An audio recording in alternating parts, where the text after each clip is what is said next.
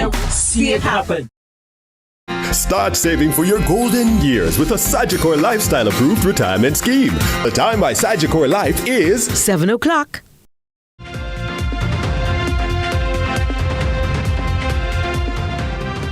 Tonight in CVM News at 7, who's the boss? Reports are Paula Llewellyn is still turning up at the office. Student killed. The police are following leads. And 2025 Republic timeline, the government is confident in having it done. Also this evening, CTOC to destroy over $3 billion worth of counterfeit goods. In the business news, NCBFG hoping to raise 5.09 billion Jamaican dollars in APO. And in sports, Dr. Donovan Bennett is the new JCA president.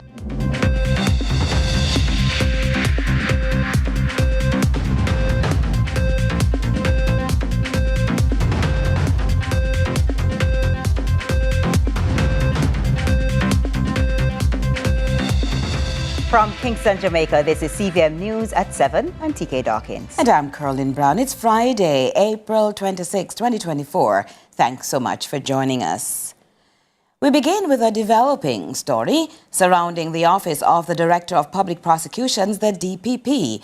An attorney is responding to allegations outgoing DPP Paula Llewellyn has been at the office and is functioning as per usual. But the claims were struck down as fake. We get more in this report.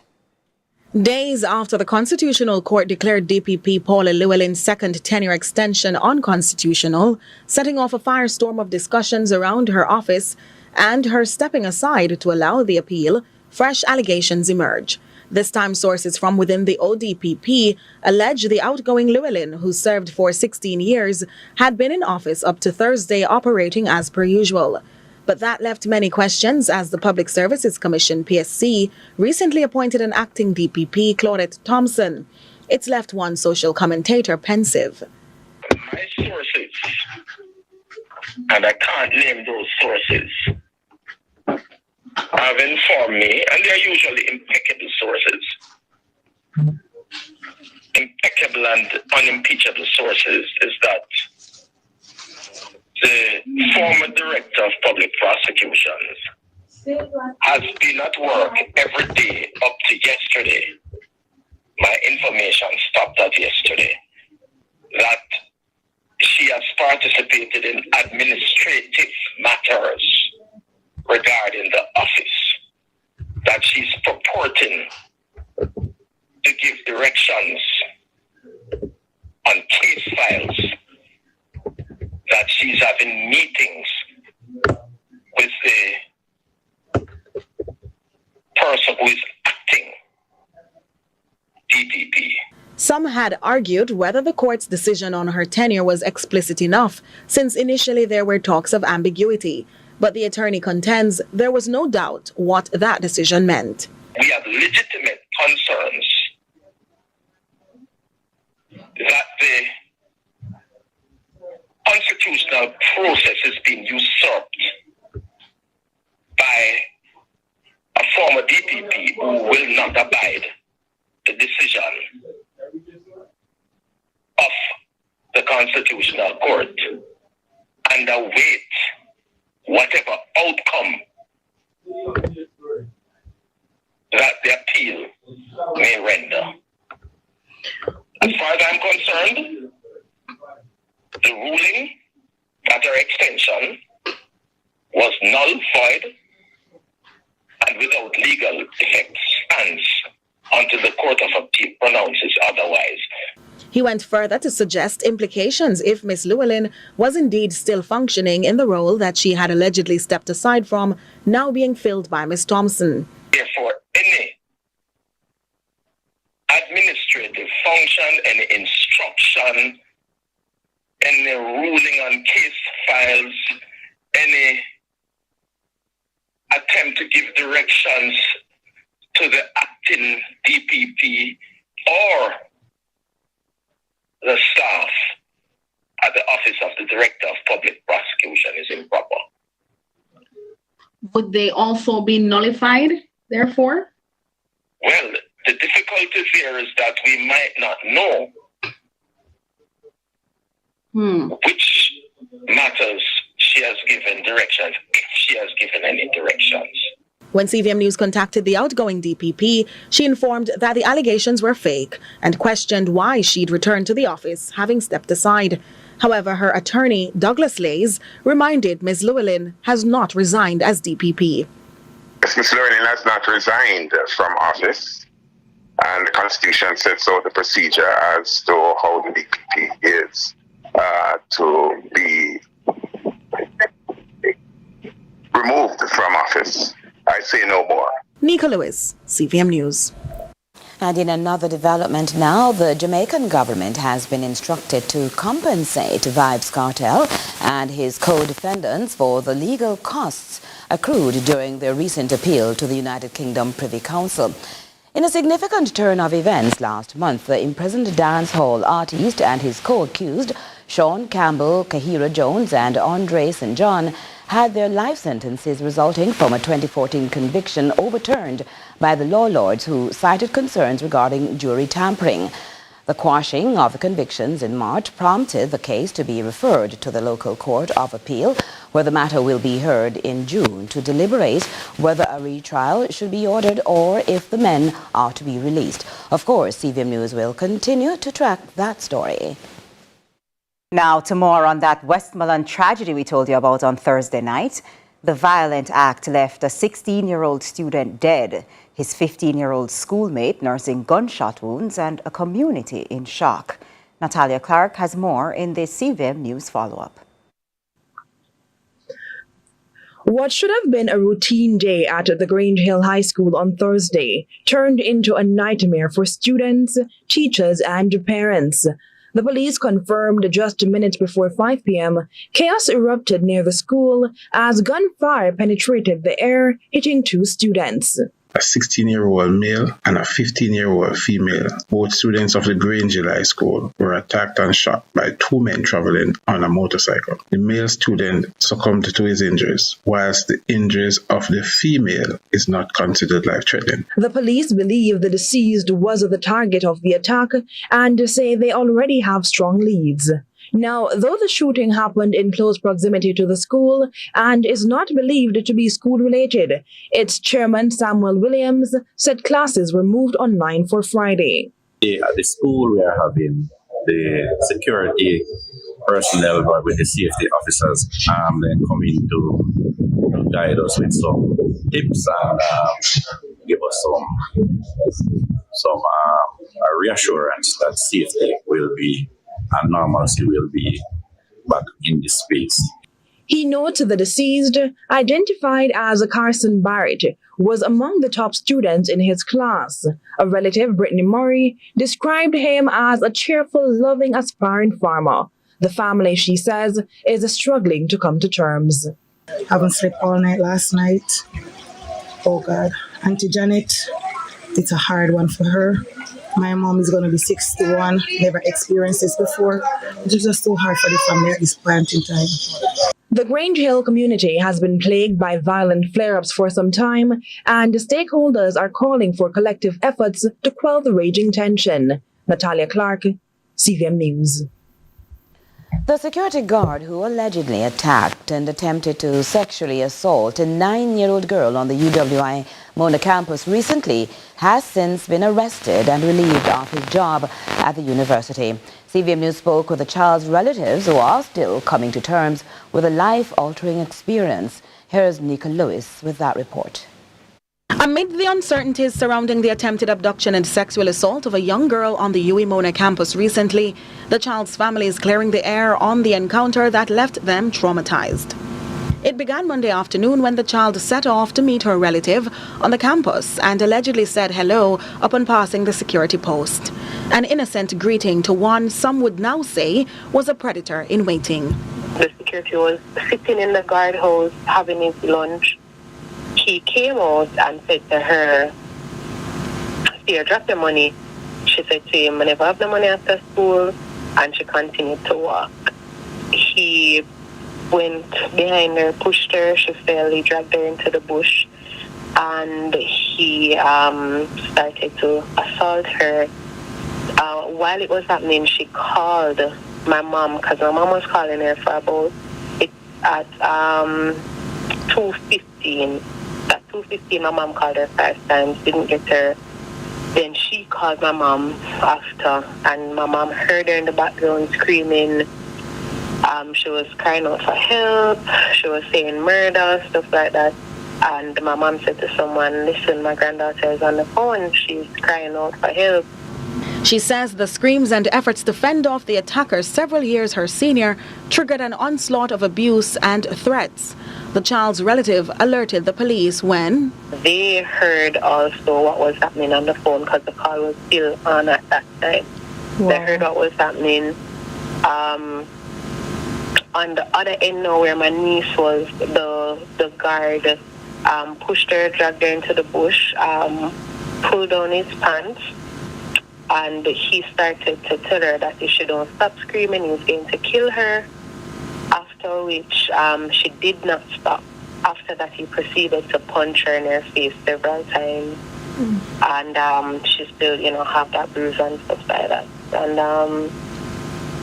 after that point, a lady heard, and she went there to assist her, and that's at the point when he decided to run off and pull up his pants. Her relative notes that the mental scars linger following the assault. She's been receiving counseling and sympathies from the security firm, among others. I contacted victim services, and we did the first session this morning with them, and we'll have another session slated for 2 weeks' time. So that's going to happen. Also, the school, her principal and vice principal visited my home yesterday, and they did make us known. They came on Monday on the spot. They were actually on the scene where it happened. So they heard about it and immediately came over on the campus. And they were there. They came back yesterday, and they spoke to us, and they've been constantly checking in. So they also said that they're arranging for counseling sessions as well. She says despite a claim in the papers that the UWI is offering counseling to the family, they've received no calls or support from them in that regard. She's challenging the university to do more to ensure an incident such as this one is never repeated. King Alarm responded, noting their guards undergo a rigorous screening process before hire, and that the individual in question has since been removed from duties on the campus. Nika Lewis, CVM News. Do stay with us for more on CVM News at 7.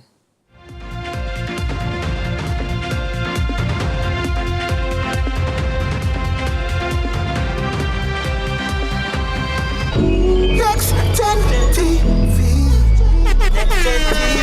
BCJ them set the scene. Sound so good and the picture pristine. More content, new features seen. So forward, make me show you the print. Station them a bring HD to your TV. Yeah, for you, and for me. For real, higher image quality, interactivity. Recommendations for your personality. New technology. We never get the first, so we in the top 3. Oh, you mean? You can see straight TV screen. And the students check in. Never miss a lesson, cause the audio clean. One listening. Emergency messaging with geo-targeting.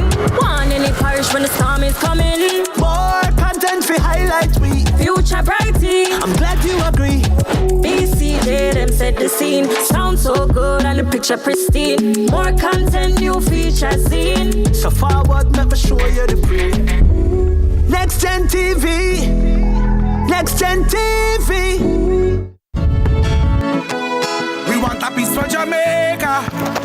Yeah. Yo, what are you? Oh man, none of that. Oh, no, brother, no, man. You don't see you ever play ref? Not the game, yeah, but I look a bad game. No, I said, place when you come from, brother, I want to live good, man. I want to live good, brethren. No shake on, I can play a little bad, brethren. Really have to shake on? Yeah, man, and no badness, brethren. Just live good, man. That's it. Come together and make the violence done. The best Burger King with the best tasting burger under the sun. You deserve the best. You are number one. Best. Flame grilling, juicy whopper, cause you deserve it. Yeah, next level, awesome, that's how we serve it. Mama menu done your way. The taste rules every day. Flame grilled goodness, you deserve it. Great taste, well done. More flavor, fresh fun. Burger King.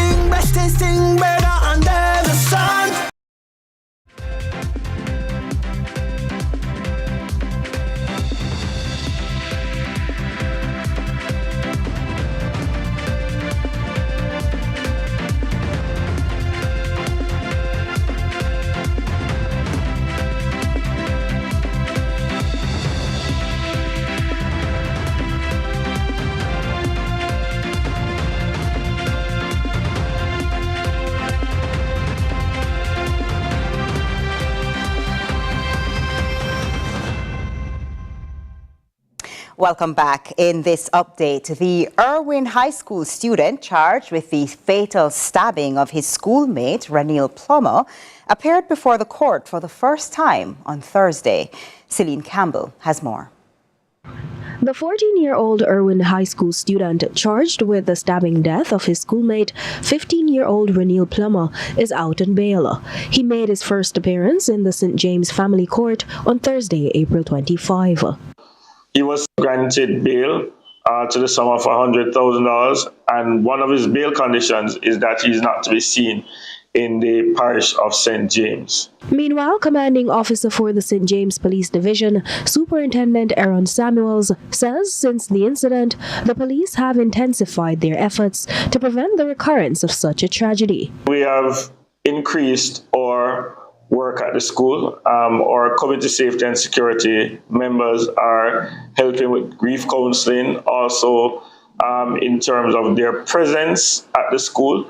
The domestic patrol, which is the Grange Hill police, they are also very active in the area, especially in the time periods when before school and after school. He notes violence in St. James has been on the rise, but not so much in surrounding schools. Unfortunately, Irwin saw the worst result of all, which is the unfortunate loss of Ranil Plummer.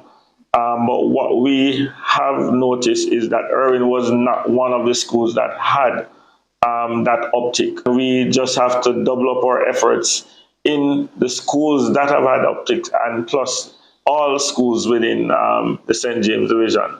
On Thursday, April 18, sometime after 3 p.m., Plummer was allegedly mobbed by a group of boys outside the school's gate.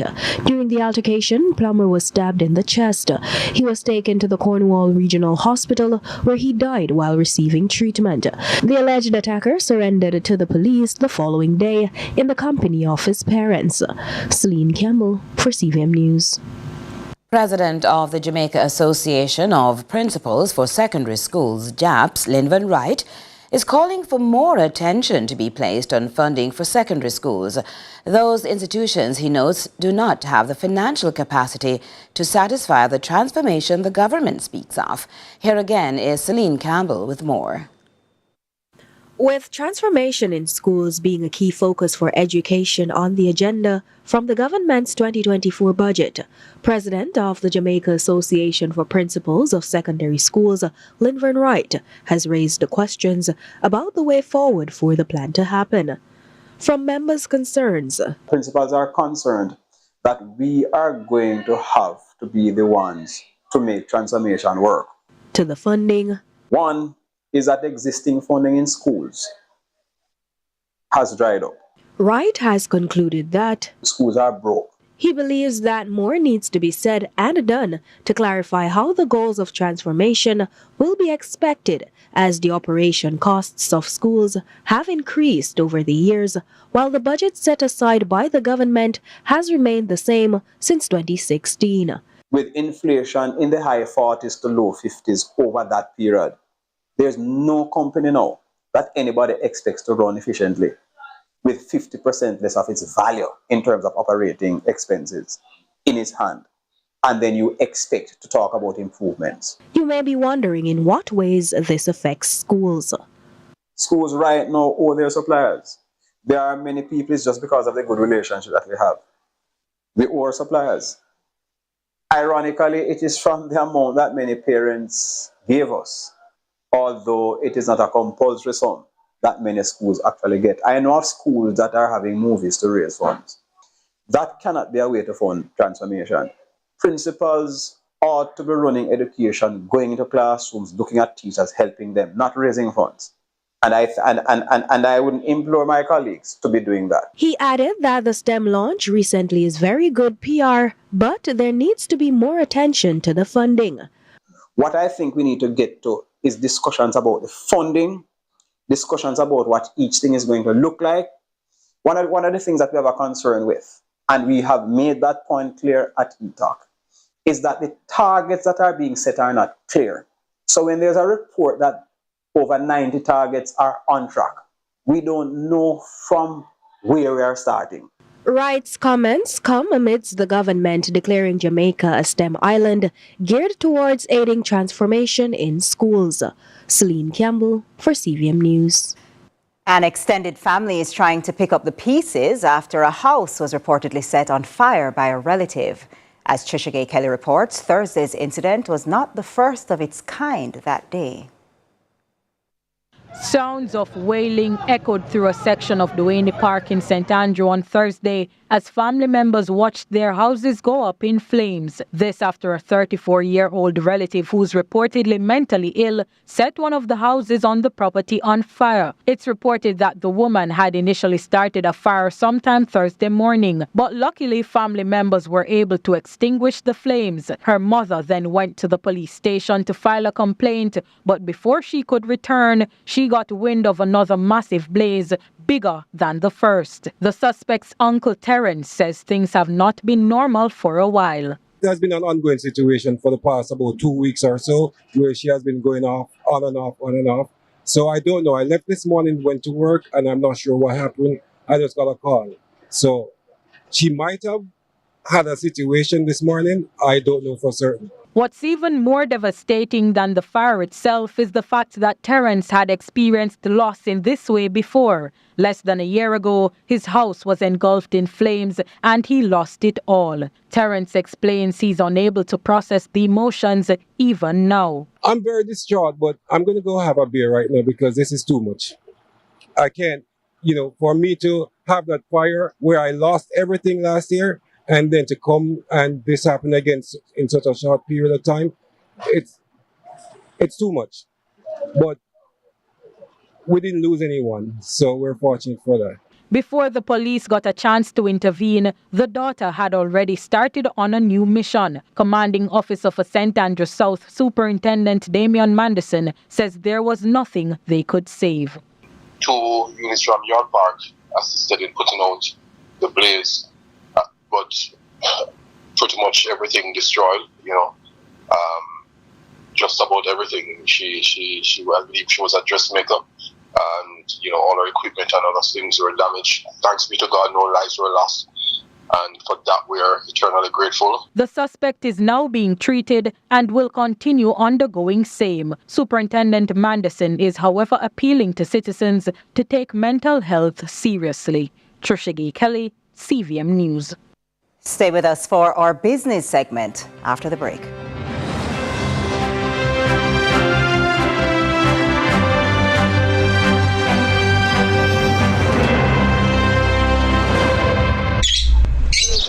See the thing there, Bridging?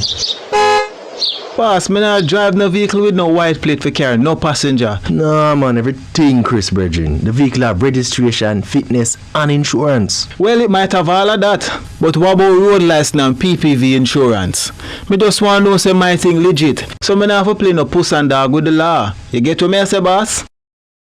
Operators of illegal taxis. Under Section 61 of the Road Traffic Act, if you're caught operating illegal public transport, the vehicle may be seized and upon conviction, you could be fined up to $125,000. Further, the owner of the vehicle may be charged for aiding and abetting the offense. Legalize your activities now. A message from the Transport Authority, regulating with vision.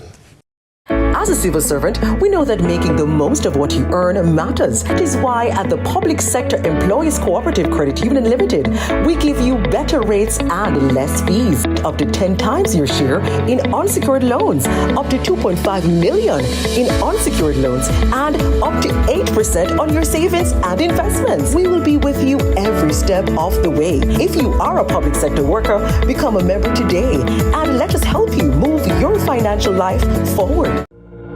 Creamy delight, so much flavor inside. Healthy and light, Pasquale tastes so nice. Fill your body upright with the goodness of life. Healthy and light, Pasquale tastes so nice. So nice. Pasquale is a line of shelf-stable yogurt for both adults and kids. Rich in essential nutrients, zinc, protein, and calcium. Non-GMO, no preservatives, and gluten-free. Healthy and light, Pasquale tastes so nice. So nice.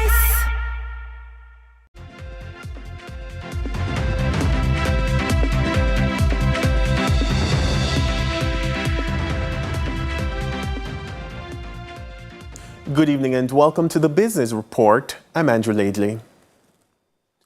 National Commercial Bank NCB Financial Group is looking to raise $5.09 billion in its latest additional public offer APO.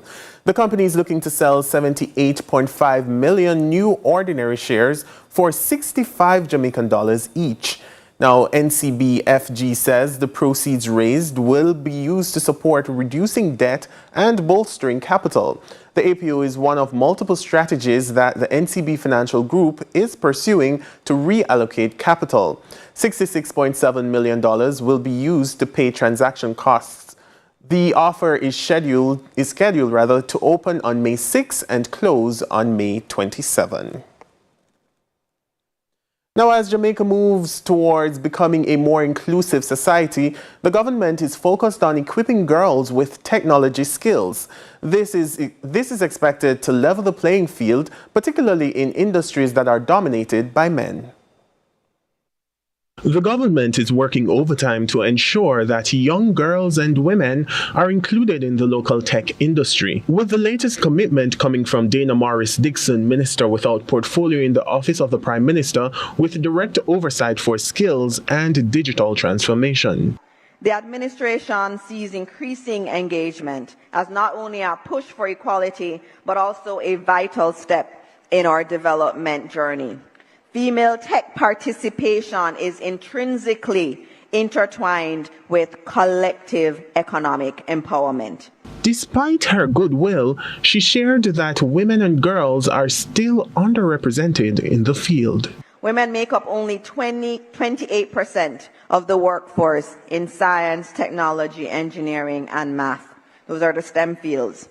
And in ICT, it is even lower. We are not represented well there.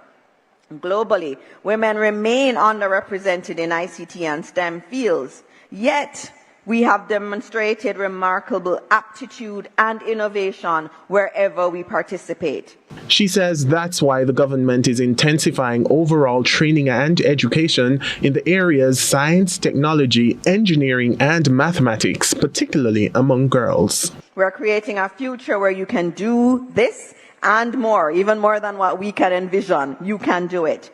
We see Jamaica as becoming a global tech leader. Just yesterday, the Prime Minister announced Jamaica becoming a STEM country in its focus on STEM. That's why we're doing the 6 STEM schools around the country. That's why we're putting in more resources into teaching STEM subjects in our high schools.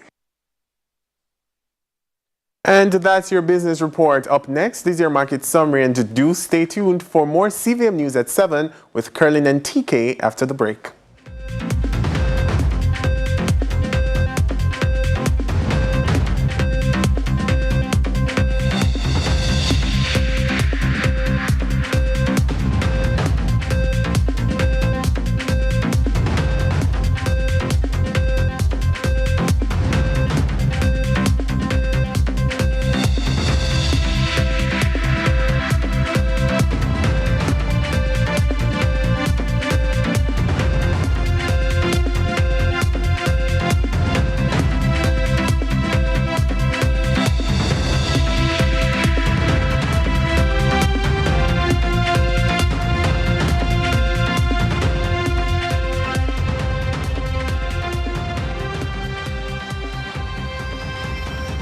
The super deal continues at Flow with super savings. Get a free Samsung phone when you sign up for Yard on Road for the special price of only $4,999 plus GCT per month.